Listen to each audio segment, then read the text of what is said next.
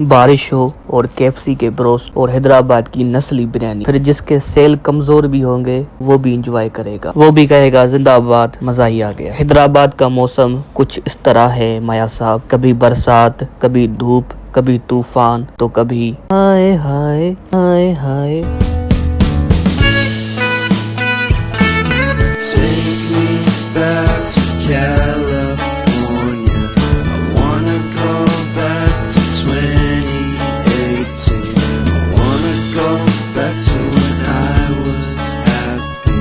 So take me back to California. दुआ यही है कि ये रहमत की बरसात हो, जहाँ पर भी जो लोग जो मुश्किल में आ गए हैं इस बरसात के बाद, अल्लाह पाक उन सब की आसानी करे।